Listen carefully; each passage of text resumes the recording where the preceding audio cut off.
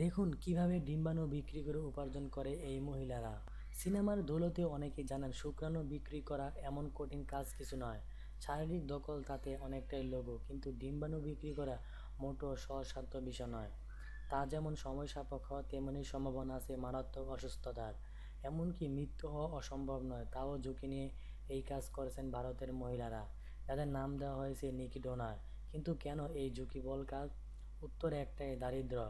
স্বামী সামান্য শ্রমিকের কাজ করে বাড়ির অর্থাভাব মেটাতে এই পদ নিতে বাধ্য হতেন কেউ। কেউ বা আবার মেয়ের চিকিৎসা টাকা জোগাতে ধরছেন এই পদ, কেননা মোটেও ৩-৪ সপ্তাহের ভিতরে হাতে আসে মোটা টাকা। আইভিএফ বা গর্ভ ভাড়া দেওয়ার মতো এই কাজ নয় এটি।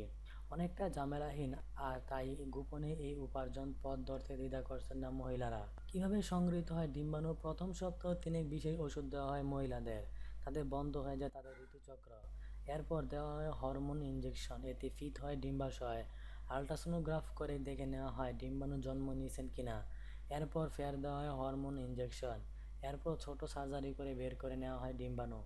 বিনিময়ে ২৫-৩৫ হাজার টাকা পান নিকি ডোনাররা। অবশ্যই এই দামে ডিম্বাণু পান না গ্রহীতারা, কেননা মাঝে আছে দালাল চক্র। অন্যান্য দেশে যেরকম অনুমতি নিয়ে চুক্তি স্বাক্ষর করে ডিম্বাণু নেওয়া হয়, এখানে সেরকম হয় না। এই মহিলাদের জোগাড় করে দালালরা, তারা এই জন্য নেন ৫০-৬০ হাজার টাকা। ডোনাররা যে যতটা দরদাম করতে পারেন ততটাই প্রাপ্তি হয় তাদের।